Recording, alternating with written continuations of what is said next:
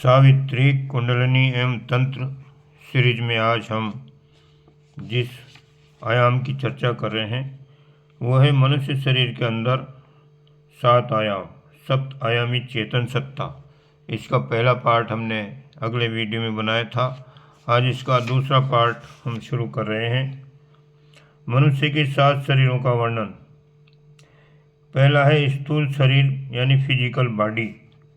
दूसरा सूक्ष्म शरीर यानी ईथरिक बॉडी। तीसरा कारण शरीर यानी एस्ट्रल बॉडी। चौथा मानस शरीर यानी मेंटल बॉडी। पांचवा आत्मिक शरीर यानी स्पिरिचुअल बॉडी। छठा देव शरीर यानी कॉस्मिक बॉडी। और सातवां ब्रह्म शरीर बॉडीलेस बॉडी या डिवाइन बॉडी। सप्त धातुओं का बना भौतिक शरीर प्रत्यक्ष है। इसे देखा, छुआ और इंद्रिय सहित अनुभव किया जा सकता है। जन्मतः प्राणी इसी कलेवर को धारण किए होता है। उसमें प्राय इंद्रित चेतना ही जागृत होती है। भूख, सर्दी, गर्मी जैसी शरीरगत अनुभूतियाँ ही सक्षम रहती हैं। पशु शरीर आजीवन इसी स्थिति में बने रहते हैं, पर मनुष्य के 7 शरीर क्रमशः विकसित होते चलते हैं। 2 वर्ष का होते हुए उसका सूक्ष्म शरीर जागृत होने लगता है। इसे भाव शरीर कहते हैं। इच्छाओं और संवेदनाओं के रूप में इसके विकास का परिचय मिलता है।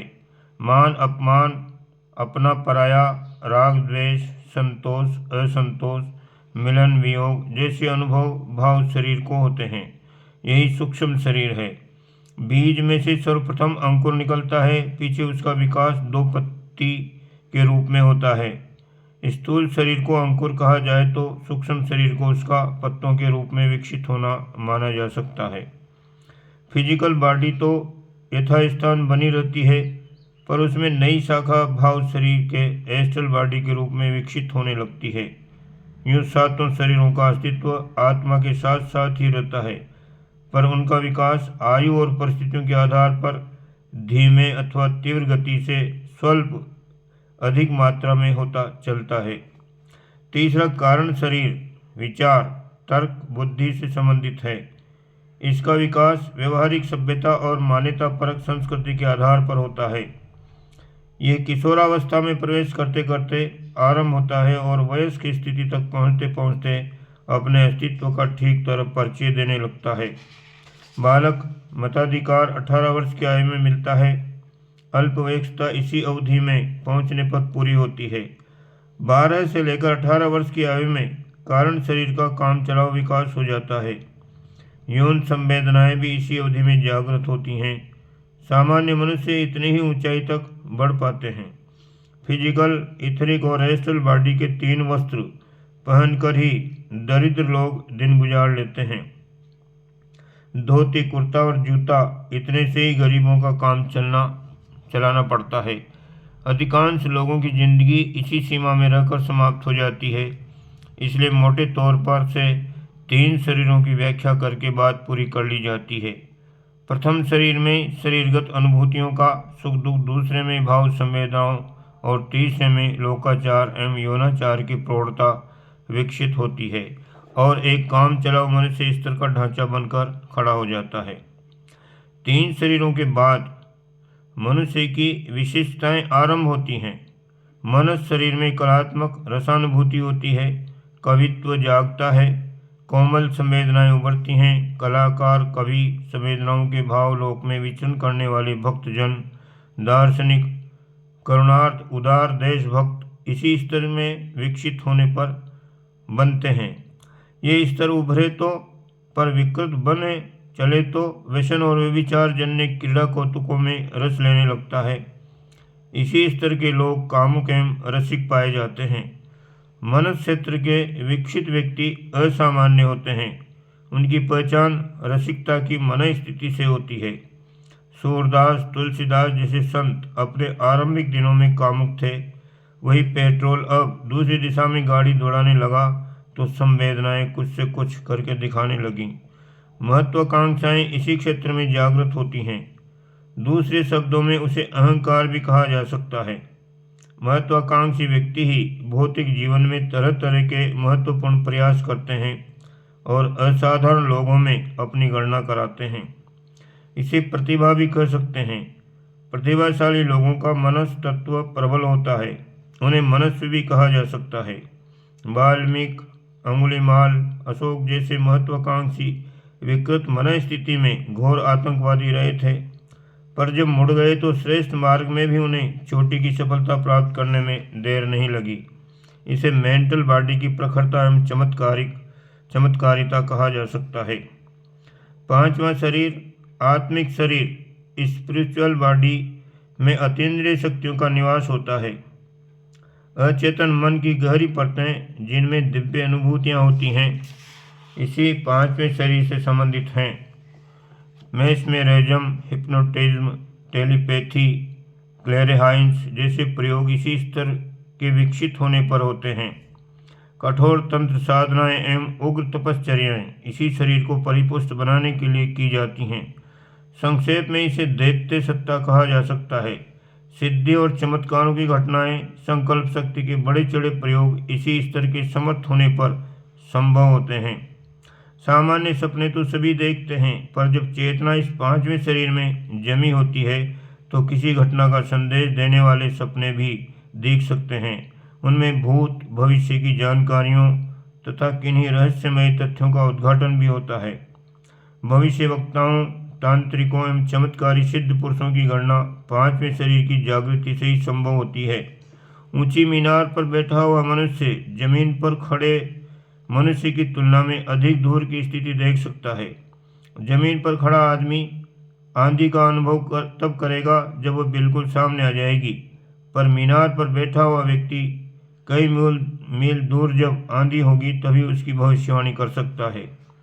इतने मील दूर वर्षा हो रही है अथवा अमुक स्थान पर इतने लोग इकट्ठे हैं, इसका वर्णन वह कर सकता है जो ऊंचे पर खड़ा हुआ है और आंखों पर दूरबीन चलाए है। नीचे खड़े व्यक्ति के लिए यह सिद्धि चमत्कार है, पर मीनार पर बैठे व्यक्ति के लिए यह दूरदर्शन नितांत सरल और स्वाभाविक है। छठे शरीर को देव शरीर कहते हैं। यही कॉस्मिक बॉडी है। ऋषि, तपस्वी, योगी इसी स्तर पर पहुंचने पर बना जा सकता है। ब्राह्मणों और संतों को भूदेव, भूसुर कहते हैं। यह नामकरण उनकी देव अंतः स्थिति के आधार पर किया गया है। स्वर्ग और मुक्ति इसी स्थिति पर पहुंचने पर मिलने वाला मधुर फल है। सामान्य मनुष्य चर्म चक्षुओं से देखता है, पर देव शरीर में दिव्य चक्षु खुलते हैं और सिया राम मय सब जग जानी की विराट ब्रह्म दर्शन की मन स्थिति बन जाती है। कण कण में ईश्वरीय सत्ता के दर्शन होते हैं और इस दिव्य उद्यान में सर्वत्र सुगंध ही महकती दिखाई पड़ती है। परिष्कृत दृष्टिकोण ही स्वर्ग है। स्वर्ग में देवता रहते हैं। देव शरीर में जागृत मनुष्यों के अंदर उत्कृष्ट चिंतन और बाहर आदर्श कर्तृत्व सक्रिय रहता है। उसके अनुरूप भीतर शांति की मन स्थिति और बाहर सुख भरी परिस्थिति भरी पूरी दृष्टिगोचर होती है। स्वर्ग इसी स्थिति का नाम है। जो ऐसी भूमिका में निर्वाह करते हैं उन्हें देवता कहने में कोई आपत्ति नहीं होनी चाहिए। असुर, मनुष्य और देव ये आकृति से तो एक जैसे ही होते हैं, अंतर उनकी प्रकृति मात्र में होता है। भौतिकवादी लोक मान्यताओं का ऐसे देवमानों पर रत्ती भर भी प्रभाव नहीं पड़ता। वे निंदा स्तुति की, संयोग वियोग की, हानि लाभ की, मान अपमान की लौकिक संवेदनाओं से बहुत ऊंचे उठ जाते हैं।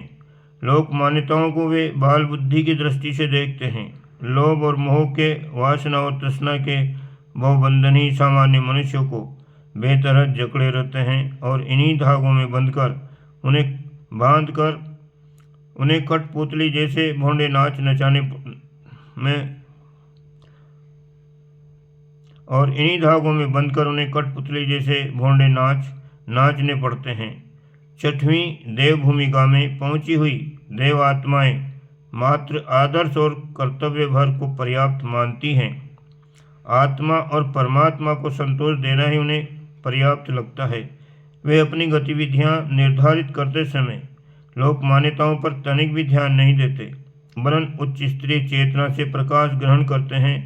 इन्हें भव बंधनों से मुक्त जीवन मुक्त कहा जा सकता है। मुक्ति या मोक्ष प्राप्त कर लेना इसी स्थिति का नाम है। ये छठे शरीर में देव स्थिति में कॉस्मिक बॉडी में विकसित आत्माओं को उपलब्ध होता है। सातवां ब्रह्म शरीर है। इसमें आत्मा अपने शुद्ध स्वरूप में अवस्थित होती है। सभी वे शरीर झड़ जाते हैं जो किसी न किसी प्रकार भौतिक जगत से संबंधित थे। उनका आदान प्रदान प्रत्येक संसार से चलता है। वे उससे प्रभावित होते और प्रभावित करते हैं। ब्रह्म शरीर का सीधा संबंध परमात्मा से होता है, अस्तु उसकी स्थिति लगभग ब्रह्म स्तर की हो जाती है। अवतार इसी स्तर पर पहुंची हुई आत्माएं बनती हैं। लीला अवतरण में उनकी अपनी कोई इच्छा आकांक्षा नहीं होती। वे ब्रह्मलोक में निवास करते हैं और जब ब्राह्मी चेतना किसी सृष्टि संतुलन के लिए भेजती है तो उस प्रयोजन को पूरा करके पुनः अपने लोक को वापस लौट जाते हैं। ऐसे अवतार समय समय पर होते हैं। भारत में पिछले दिनों उनकी संख्या 10 या 24 गिनी जाती है, पर वस्तुतः उनकी गणना करना कठिन है। संसार के विभिन्न क्षेत्रों में विभिन्न प्रयोजनों के लिए वे समय समय पर विलक्षण व्यक्तित्व सहित उतरते हैं और अपना कार्य पूरा करके वापस चले जाते हैं। ऐसे ही स्तर पर पहुंचने की स्थिति अहम ब्रह्मास्मि सच्चिदानंदोहम शिवोहम सोहम कहने की होती है। उस चरम लक्ष्य स्थल पर पहुंचने की स्थिति को चेतना क्षेत्र में बिजली की तरह कौंधने के लिए इन वेदांत मंत्रों का जप उच्चारण एवं चिंतन मनन किया जाता है। पांचवें शरीर तक स्त्री पुरुष की मान्यताएं रहती हैं और उन्हीं मान्यताओं के कारण विपरीत लिंग के प्रति आकर्षण तथा अगले जन्म में उसी लिंग का शरीर बनने की प्रक्रिया चलती रहती है। उससे आगे के छठे और सातवें शरीर में विकसित होने पर यह भेदभाव चला जाता है। तब मात्र एक आत्मा की अनुभूति होती है। स्त्री और पुरुष का आकर्षण विकर्षण समाप्त हो जाता है। सर्वत्र एक ही आत्मा की अनुभूति होती है। अपने आप की अंतः स्थिति लिंग भेद से ऊपर उठी होती है। यद्यपि जनेंद्रिय के चिन्ह शरीर में अपने स्थान पर यथावत बने रहते हैं, यही बात सांसारिक स्थिति बदलने के कारण मन पर पड़ने वाली भली बुरी प्रक्रिया के संबंध में भी होती है। समुद्र में लहरें उड़ती गिरती रहती हैं। नाविक उनके लिए हर्ष शोक नहीं करता, मात्र समुद्री हलचलों का आनंद लेता है। छठे शरीर में विकसित देवात्माएं इस स्थिति से ऊपर उठ जाती हैं। उनका चेतना स्तर गीता में कहे गए स्थित प्रज्ञ की ज्ञानी की और उपनिषदों में वर्णित तत्वदर्शी की बन जाती है। उसके आत्म सुख से संसार के किसी परिवर्तन में विक्षेप नहीं पड़ता। लोकाचार के लिए उपयुक्त लीला प्रदर्शन भर के लिए उसका व्यवहार चलता रहता है। ये भी छठे शरीर तक ही बात है। सातवें शरीर वाले भगवान संज्ञा से विभूषित होते हैं। उन्हें अवतारी भी कह सकते हैं। इन्हीं के लिए ब्रह्मात्मा ब्रह्म पुरुष शब्द प्रयुक्त होते हैं। उन्हें ब्रह्म साक्षात्कार ब्रह्म निर्वाण प्राप्त भी कहा जा सकता है। छठे शरीर में स्थित देव मानव स्थिति व शाप और वरदान देते हैं, पर सातवें शरीर वाले के पास शुभेच्छा के अतिरिक्त और कुछ बचता ही नहीं। उनके लिए पराया एवं बैरी कोई रहता ही नहीं। दोष अपराधों को वे बाल बुद्धि मानते हैं और द्वेष दंड के स्थान पर करुणा और सुधार की बात बर सोचते हैं। अध्यात्म शास्त्रों में वर्णित 7 लोकों, सप्त ऋषियों, सप्त प्राणों की व्याख्या विवेचना पाश्चात्य अध्यात्मवेत्ताओं ने अपने अपने ढंग से की है। उनकी स्थापना में ब्रह्मांड और पिंड को तत्सम माना गया है और चेतना के आयामों को 7 लोकों की संज्ञा दी गई है। प्रथम भौतिक शरीर को वे फिजिकल बॉडी कहते हैं, जो पंच भौतिक तत्वों से बना है। इसे इंद्रिय गम्य भी कहते हैं, जिसमें मात्र शरीरगत अनुभूतियाँ ही विकसित हो पाती हैं। दूसरा शरीर वह है जिसमें विचारणाएं जन्म लेती हैं। राग द्वेष मान अपमान अपना पराया संतोष असंतोष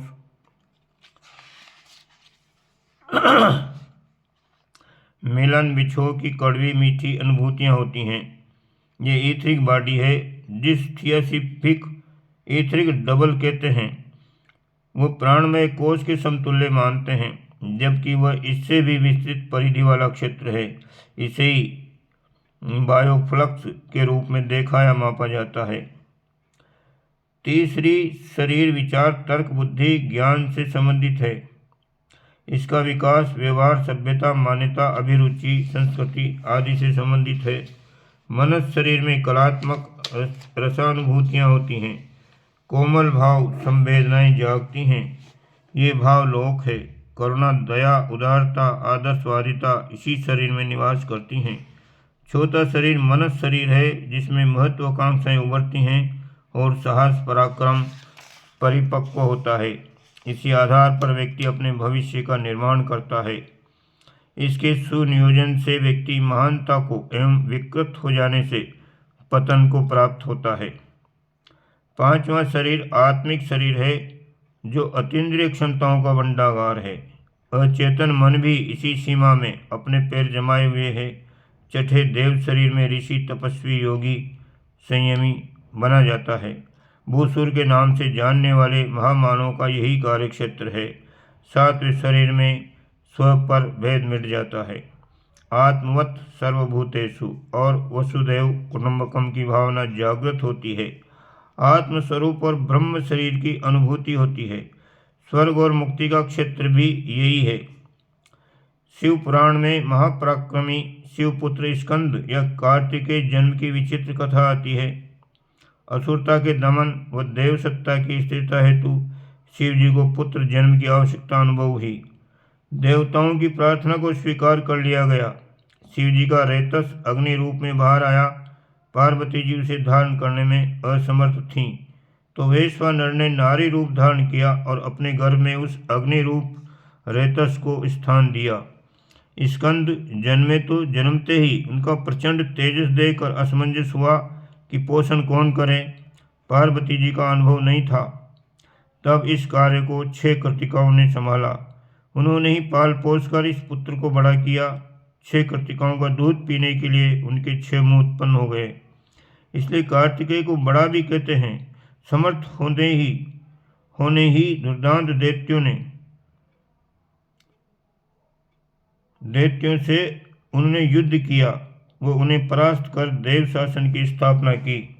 इस स्कंद अवतरण को कुंडलिनी महाशक्ति से संबंधित षटचक्र समूह व उसके प्रभाव का वर्णन ही समझना चाहिए। रेतस शिव की कुंडलिनी है और उसे धारण करने के लिए अंतराल की वैश्वानर सत्ता का आह्वान करता है। षटचक्र 6 कृतिकाओं के रूप में दूध पिलाने और प्रचंड आत्मिक क्षेत्र का महापराक्रमी बनकर जागृत कुंडलिनी वाला सिद्ध साधक देव प्रयोजनों की पूर्ति करता है। मेरुदंड के सूक्ष्म भाग में अवस्थित इन चक्रों को बिजली के धारक और वितरक ट्रांसफार्मर की उपमा दी जा सकती है, जिनका काम रहस्यमय ऊर्जा को सूक्ष्म जगत से आकर्षित करके स्थूल, सूक्ष्म व कारण शरीरों की विभिन्न आवश्यकताओं की पूर्ति करते रहना है।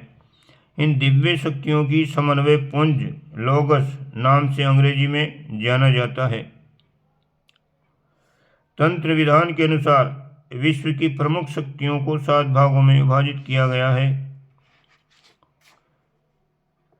पराशक्ति, ज्ञान शक्ति, इच्छा शक्ति, क्रिया शक्ति, कुंडलिनी शक्ति, मातृका शक्ति और गुह्य शक्ति।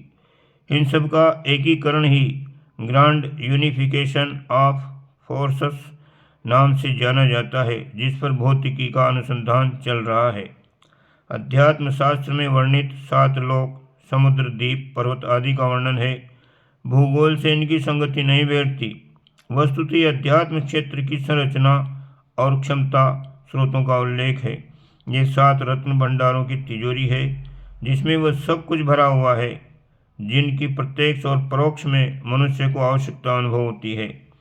आयुर्वेद के हिसाब से शरीर में 7 धातुएं हैं: रस, रक्त, त्वचा, मांस, अस्थि, मेद, शुक्र। ये सब अलग अलग दिखते हुए भी परस्पर सघनता पूर्वक गुथी हुई हैं। इन 7 से मिलकर ही समग्र शरीर बनता है। जब व्यष्टि सत्ता के संदर्भ में 7 आयामों की चर्चा होती है, तो लंबाई, चौड़ाई, ऊंचाई से जुड़े होलीग्राफी के त्रिआयामी प्रसंग के अलावा चौथा टाइम स्पेस का स्पेशियल ओरिएंटेशन एवं 5वां एंटीमेटर प्रतिपदार्थ परोक्ष जगत का माना जा सकता है। इसी 5वें आयाम का व्यक्तिगत रूप, छाया, शरीर, अतीन्द्रिय सामर्थ्य इत्यादि के रूप में विद्यमान होता है। छठा आयाम विचारणा एवं सातवां भाव संवेदना रसो वे सह एवं बंधन मुक्ति का माना गया है। जहाँ प्रथम 4 जड़ सत्ता से संबंधित हैं, वहाँ अंतिम 3 विशुद्ध चेतना परक आयाम हैं। भगवान राम ने बाली को मारने से पूर्व एक बाण से 7 ताड़ वृक्षों को भेद कर सुग्रीव को अपने पराक्रम का प्रमाण दिया था। ये 7 ताड़ वृक्ष वस्तुतः सूक्ष्म शरीर के साथ चक्री हैं। इनका भेदन ठीक तरह से न हो पाने के कारण ही अभिमन्यु गर्भकाल से प्राप्त अपूर्ण ज्ञान के फलस्वरूप कौरवों द्वारा रचित चक्रव्यूह में फंस गया और बाहर न निकल सका। कुंडलिनी इतनी बहुमूल्य संपदा है कि उसे चक्र रूपी तालों वाली तिजोरी में बंद करके रखा गया है। अनुसंधानकर्ता परामनोवेत्ताओं एवं गुह्य विज्ञानियों का कहना है कि चेतना के विभिन्न आयाम वस्तुतः अपनी ही आत्मसत्ता के सूक्ष्म केंद्रों में सन्निहित हैं। उनके अनुसार निम्न स्तरीय कायिक चेतना का संबंध मूलाधार एवं स्वाधिष्ठान चक्र से है, तो मणिपूरक का अतीन्द्रिय चेतना से। अनाहत चक्र को साइकोकाइनेसिस का केंद्र माना जाता है। विशुद्ध एवं आज्ञा चक्र दिक्काल से परे वैश्व चेतना से संयुक्त अति समर्थ परतें हैं तथा सहस्त्रार सुपर चेतना का आधार है। अमेरिकी मनोवैज्ञानिक डॉक्टर हर्बर्ट के अनुसार उक्त तथ्य रहस्य उद्घाटित करते हैं कि चेतना कितने ही धरातल अथवा रहस्यमय अनुभूतियों के आयाम हैं। वर्तमान भौतिक जीवन से परे भी जीवन निरंतर विद्यमान है, जो उच्च आयामों को अपने अंदर समाविष्ट रखता है। जैसे जैसे चेतना का विस्तार एवं परिष्कार होता जाता है, वह ऊर्ध्वारोहण करती जाती है और दिव्य क्षमताओं के द्वार खुलते जाते हैं। उनके अनुसार सत्कर्मों के आधार पर ही अनुभूतियों का एवं भविष्य का निर्धारण होता है। वस्तुतः अभी हम जिन अनुभवों के चेतना के धरातल पर निवास कर रहे हैं, वह द्विआयामी या त्रिआयामी है। सत्य का अनुभव भी हम इन्हीं आधारों पर करते हैं। गुह्य विज्ञानी एडगर केसी का कहना है कि जब हम तीसरे आयाम को ही भली भांति नहीं जानते, जिसमें हम सभी निवास कर रहे हैं, तो फिर उच्च आयामों को कैसे जान सकते हैं। उनके अनुसार चौथा आयाम सद्भावना का, सद्विचारणा का है, परंतु ये कहाँ से आरंभ होता है, कहाँ पर समाप्त होता है और किधर प्रक्षेपित या प्रयुक्त होता है, कहा नहीं जा सकता। ये अंतहीन है। 4 दशक पूर्व मनीषी प्रवर आइंस्टीन ने विश्व ब्रह्मांड में संव्याप्त अनेक आयामों की संभावना व्यक्त की थी और कहा था कि जब मनुष्य चतुर्थ आयाम के तथ्यों को कार्य रूप में परिणित करने लगेगा, तब उसका ज्ञान बोध अब की तुलना में अनेक गुना अधिक बढ़ जाएगा। साथ ही ऐसी शक्ति हाथ लगेगी जिसे चमत्कारिक कहा जा सके। उच्च स्तरीय आयामों में 5वां, 6वां एवं 7वां आयाम पदार्थ सत्ता से परे है। ये विशुद्ध रूप से चेतना से संबंधित है, किंतु यदि चतुर्थ आयाम की जानकारी एवं प्रभाव परिणाम से ही हम अवगत हो सकें, तो हमारे संपूर्ण बोध क्षेत्र में उथल पुथल मच जाएगी। जिन व्यक्तियों को अभी हम अपना मान बैठे हैं, वे भी पराये दिखने लगेंगे अथवा पराये भी अपने हो जाएंगे। व्यक्ति एवं वस्तु के प्रति वर्तमान मोह का दुराग्रह टूट जाने और पदार्थ एवं जीव का वास्तविक स्वरूप ज्ञान विदित होने पर उस भ्रम जंजाल से छुटकारा मिल सकेगा, जिसमें सामान्यतया हम सभी आज आबद्ध रहते हैं। चेतना का उच्च स्तरीय विकास कर लेने पर हमें उस तत्व दर्शन की सत्यता का भी बोध होगा, जिसमें ऋषियों ने आत्मवत सर्वभूतेषु की सर्वाखिलविदम ब्रह्म की कल्पना की है। इस प्रकार से ये सीरीज निरंतर जारी रहेगी। आप इस स्वाध्याय को निरंतर करते रहें। इसके लिए चैनल को सब्सक्राइब करें और बेल आइकन दबाएं, ताकि आपको समय समय पर सारी सीरियल मिलती रहे। ओम शांति।